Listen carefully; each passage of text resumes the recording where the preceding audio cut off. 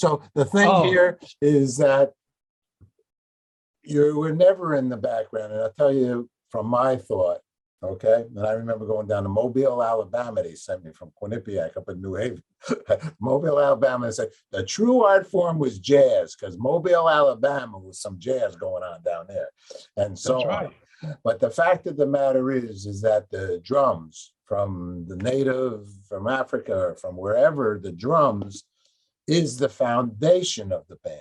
If the foundation of the band, you can play all the crazy notes you want to play, but if you don't have that rhythm and you don't have that percussion strength, there is no band.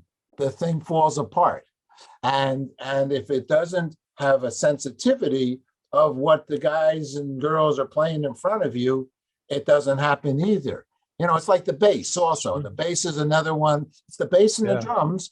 They're kind of keep the band together. You can play, it's like a quarterback. You are the guards, you are the tackles of the team. Without you, it's just, some blowing a horn, playing the sax. I mean, it's all over the place. Well, if you don't have the rhythm section, it's the rhythm.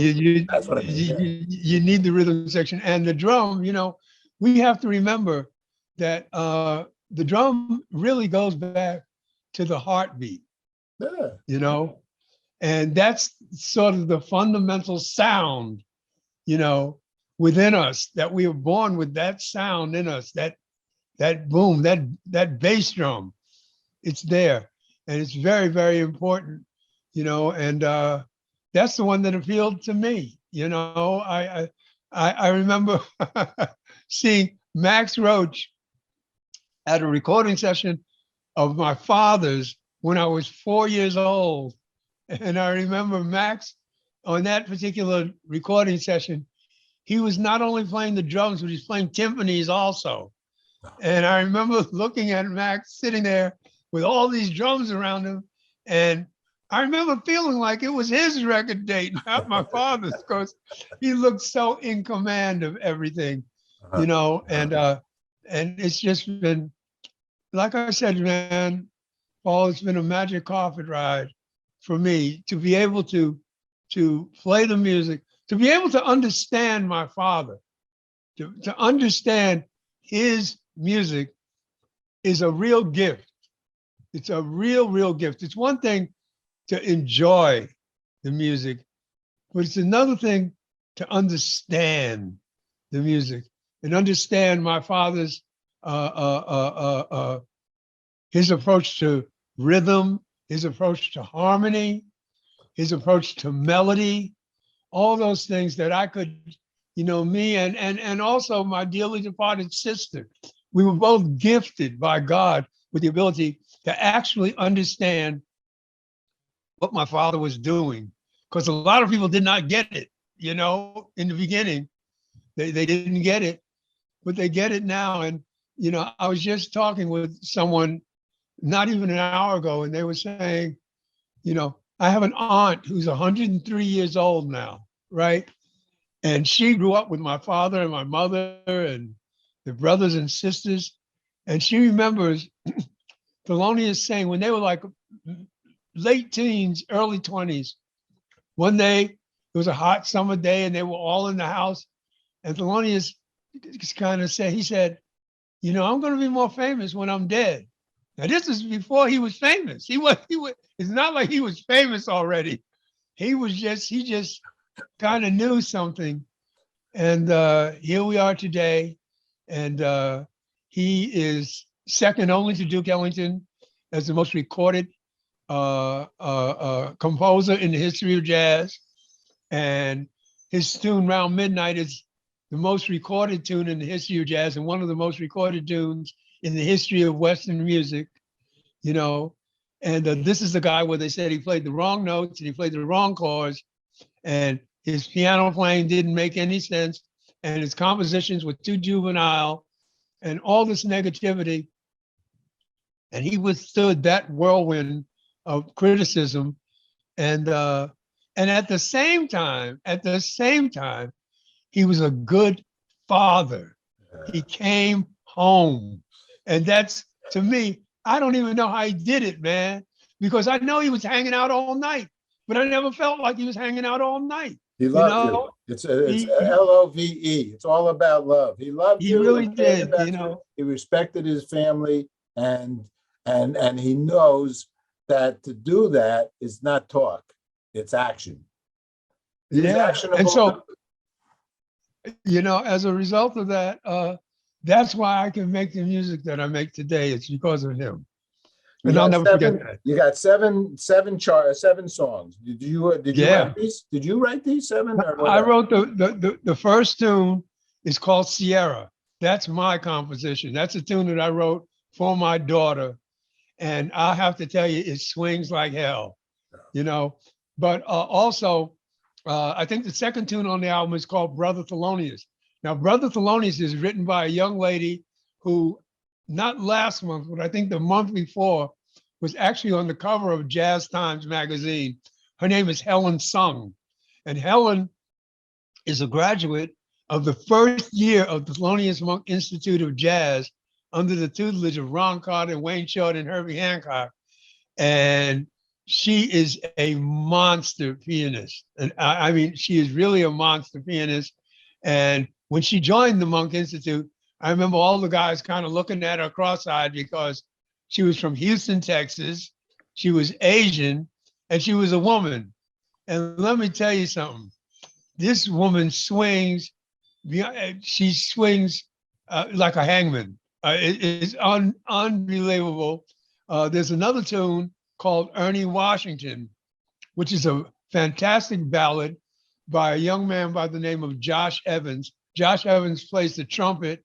He's a brilliant writer, and he is a graduate of Jackie McLean's school out of Hartford, Connecticut, one of Jackie's prize students. And Ernie Washington is actually the name. That tune is also, Helen's tune is called Brother Thelonious, which is also the name of a family beer that we have, an ale that folks can find if you look for it at Whole Foods and your local liquor store. But Ernie Washington is the actual name that when they took Thelonious's cabaret card to stop him from working in New York, he took on this pseudonym, Ernie Washington. And for some reason, these stupid dudes that represented the musicians union didn't, I guess we all looked the same because they couldn't realize that this guy who was calling himself Ernie Washington was actually Thelonious Monk. So that's a tune that's in tribute to Thelonious, and a fabulous ballad, absolutely fabulous ballad. Brother Thelonious is an absolute brilliant tune. The last tune on the record is Little Niles by Randy Weston. And I'll never forget the first time I met Randy Weston. For those folks who don't know, Randy Weston, who we lost 2 years ago, was 6'10", right? And the first time he came to the door, I'll never forget, my father opened the door and it was like this giant was standing in the door. When I ran to the closet and hid because I was so scared. And my father said, "Oh man, come on, Toot, that's just Randy." But that's a tune that's in tribute to his son, Azadine Weston, who was a brilliant percussionist. And and I had the fortune, although I hadn't put it out on record yet, I did play that version of his tune called Little Niles, which was Azadine's actual name, God-given name, and Randy loved it. And so this record is very special to me. I even recorded Seven Steps to Heaven, but we only took one chorus each because I said, you know what?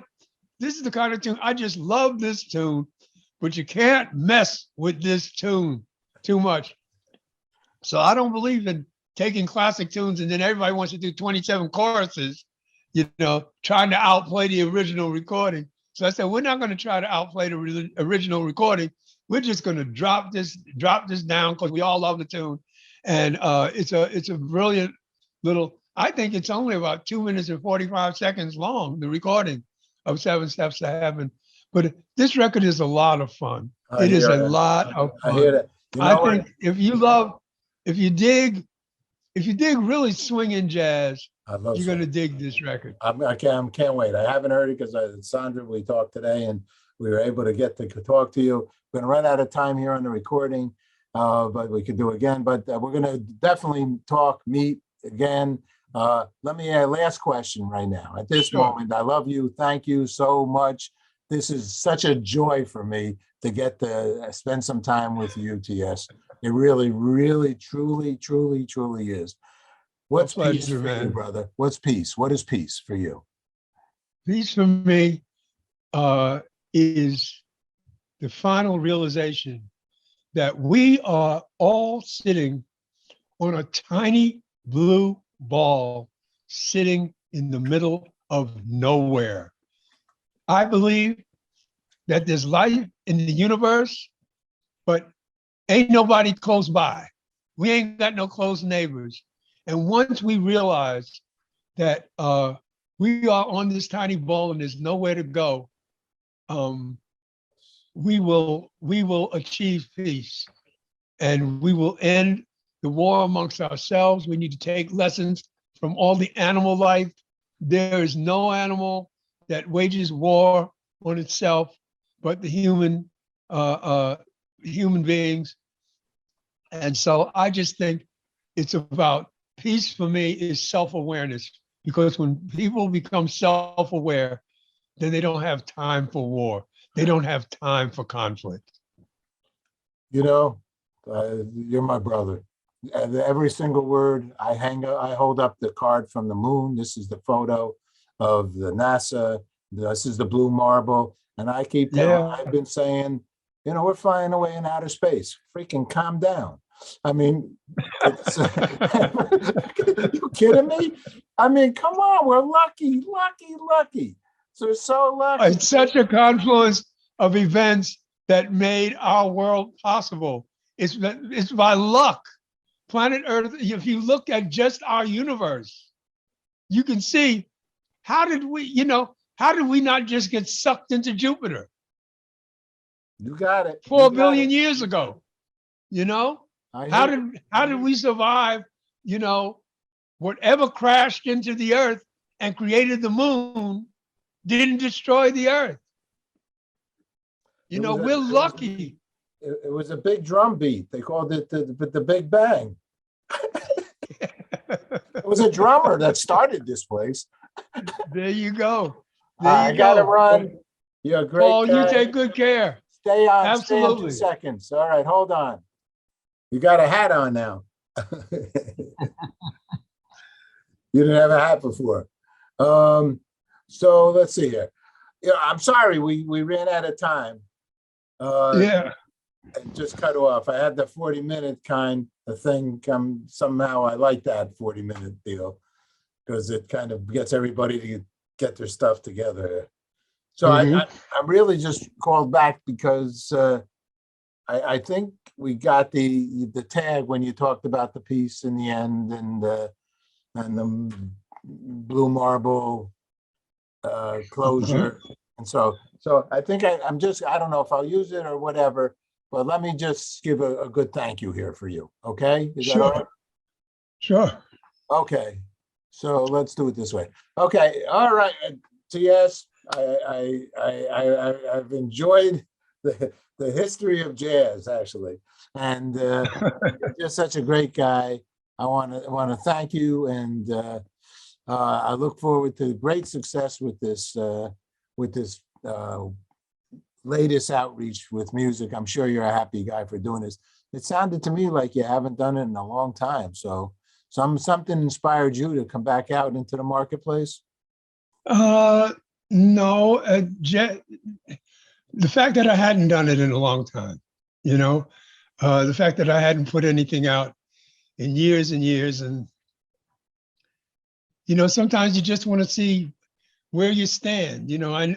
I knew where I stood, with my live audience, but I didn't know where I stood with my recording audience. So I said, let me throw it out there. And as I said earlier, like my father used to say, either you dig me or you don't, and so, but it seems like from the response I've gotten so far, that people still dig me, and you know, I know how to swing, and this is a really, really swinging record, which is something that in many ways is hard to find today. There's a lot of, I don't know, kind of, and people may disagree with me, but I hear a lot of pretentious kind of recordings in jazz that are just sort of exercise in intellectual gymnastics, and not just getting down to the basic, man. I'm just swing, what we used to call, just dropping a little spangalang, and no, this is not a whole bunch of stuff with, 7/4/5/8 breaks in it and all that kind of stuff, and just good, solid melodies that people can actually remember, because I hear a lot of compositions these days where I say, well, as a musician, intellectually, I get it. But for John Doe public, I mean, this is the reason people love Monk, Strayhorn, Ellington, Shorter, people like that. It's because they composed tunes that had melodies that you could actually remember. Even some of Bird's highly intellectual memory compositions, ornithology and things like that, anthropology, you could remember those melodies. They were, you could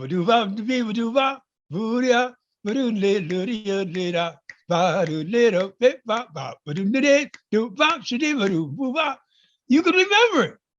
And a lot of music, I think, it's one of the reasons why jazz has, jazz in many ways to me has lost its popular feel. Even an eclectic tune like Thelonious Monk's Brilliant Corners, which is a real deep kind of tune, but Brilliant Corners was in the jukeboxes because you could remember it. Yeah, it was heavy duty, but you could remember it. And so this record is full of tunes that you can actually remember. And that's something that I'm just not going to give that up. That's one of my monikers.